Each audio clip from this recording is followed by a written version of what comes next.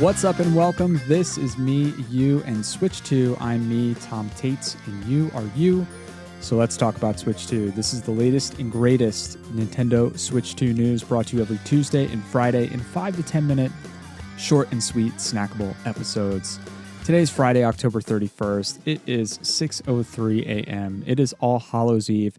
I'll be honest, I'm not a Halloween guy, so there will be no clever Halloween-themed title for the podcast today. I will not be giving you my top 5 spooky games. I will not have any ridiculous Halloween puns. I just don't have that in me personally, but what I do have in me is a ton of Nintendo Switch 2 news, so let's get into it. We can actually get the spooky news out of the way first. There's 2 quick stories that fit the theme.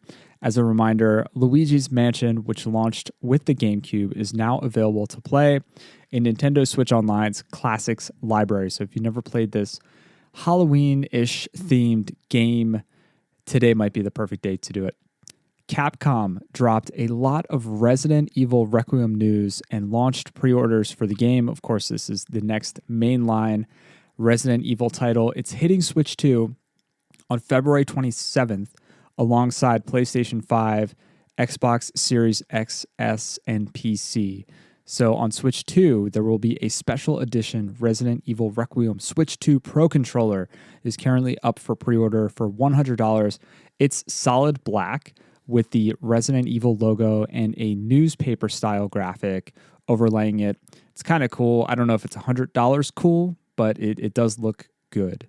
There will also be a Grace Ashcroft amiibo available. This is the main character in the new game, and in addition to pre-ordering the game, you can also check out the Resident Evil Generations Pack. This is an $89.99 box set that includes Requiem, Resident Evil 7 Biohazard Gold Edition, and Resident Evil Village Gold Edition. All 3 separate game cases. They're all going to be game key cards in all Nintendo Switch 2 editions. As a longtime Capcom fan, I will say I am so stoked to see Capcom supporting the Switch 2 in such a big way, not just with Resident Evil, but with other titles as well. And I'm hoping that this game performs well and they continue to kind of have that confidence that they can keep developing their main titles for the platform. So hopefully we'll see that. I'm definitely going to be picking this one up in February. Dragon Quest 1 and 2 HD 2D Remake released yesterday, and the reviews are trickling in. This is a $60 game. These are remakes of NES games, and it's really killing it in the review category. So Game Informer's Nadia Oxford, who happens to be one of my favorite podcasters, so check out Acts of the Blood God if you're looking for a new show. She gave this a 9 out of 10, and that was reviewing the Nintendo Switch 2 edition. IGN's George Yang gave it a 9 out of 10. He said, Dragon Quest 1 and 2 HD 2D Remake beautifully concludes this trilogy, recapturing the retro magic of the originals while giving them a modern facelift.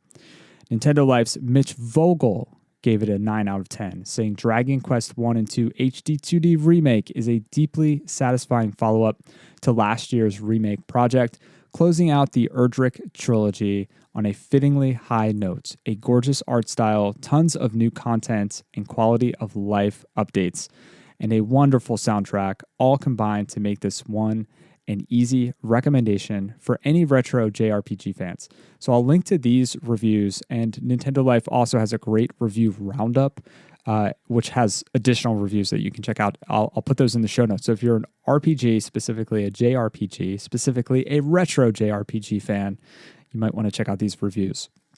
Mortal Kombat Legacy Collection is also out. This is getting a lot of 8s and 9s as well. This is produced by Digital Eclipse, and if you've been following them for the past few decades, you'll know that they do such a good job preserving classic games and really capturing what it was like to experience those games at the time in which they were released. And lately, they've really been packing in so much history and documentary style footage and content to contextualize these games. They've put out a couple of games like, the Atari 50 collection. There's a few that you just need to check out because they're really reinventing what a collection could be. This game is no different. I'm not a big fighting game fan personally, but I'm going to wishlist this one and probably pick it up whenever it hits that first sale, that first price reduction. But if you are a Mortal Kombat fan or fighting game fan or just a video game history enthusiast, definitely don't sleep on Mortal Kombat Legacy Collection. Okay, the big headline this week from Nintendo is the debut of Animal Crossing on Nintendo Switch 2 by way of a New Horizons Switch 2 edition.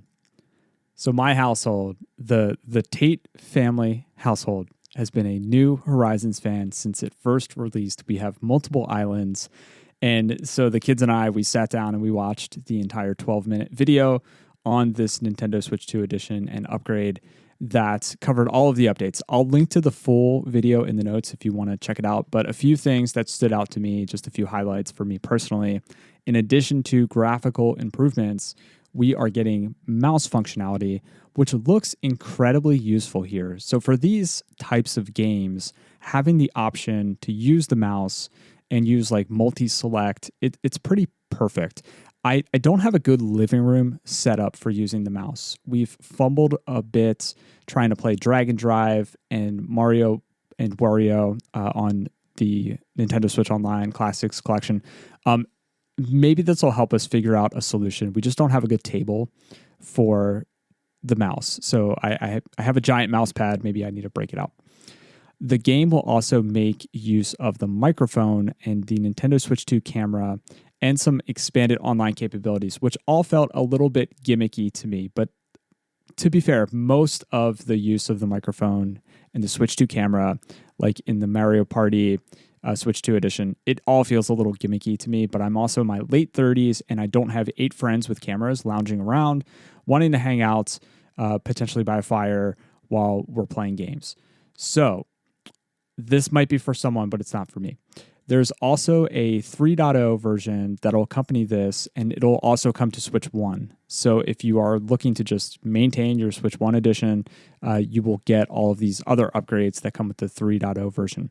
2 things that made this a must-play for any Nintendo fan. First, there's a hotel location now, and with it, you can buy a lot of Nintendo-themed items. This included consoles. I also saw like toys that Nintendo put out before the consoles, and you can get an NES, a Super Nintendo, a Famicom, and they showed that you can actually play these with a Nintendo Switch Online account. So you could go over to the NES and you could pop on over and you could play some actual NES games within the game.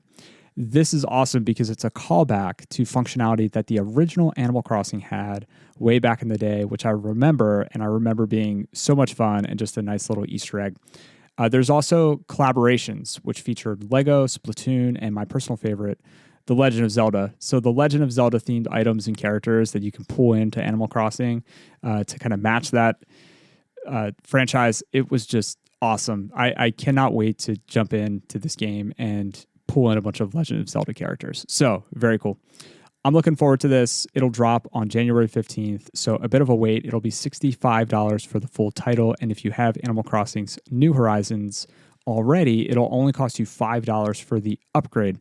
I'm not sure what the process is for moving your island. I know that this is a well-documented process. I just never had to do it, but if you wanted to move your island from your Switch 1 to your Switch 2, I'm sure that's possible. And last, and probably least, SpongeBob SquarePants Titans of the Tide hits Switch 2 on November 18th, 2025. It just got a free demo. So if you are really, really hurting for something to do this weekend, something new to play, you can give it a go. And for your viewing pleasure this weekend, there are a few new videos on Nintendo's official YouTube channel. I have links in the show notes. STARSEEKER Astroneer Expeditions gameplay reveal trailer, the Animal Crossing video, of course, and there is a No Man's Sky Breach update video as well. Again, I'll have all those links to all the reviews if you want to check it out. That's it for today. It's Friday. You know, I had a former boss who always used to say on Friday that Monday comes fast. So whatever it is that recharges your batteries, go get at it. Enjoy your Halloween. Subscribe wherever you listen to podcasts so you never miss a beat. You can check out switch2pod.com for all the things. Maybe I will launch the email newsletter this weekend. I think that'll be a challenge that I'll put upon myself to just figure that out and do that this weekend. A kind rating or review helps to grow the show. A recommendation to a friend, family member, Discord server, Reddit community, or anywhere that Nintendo fans hang out goes even further. I want to thank you so much for your time and your attention. I will be back on Tuesday. Until then, much love, and I'll go play some games.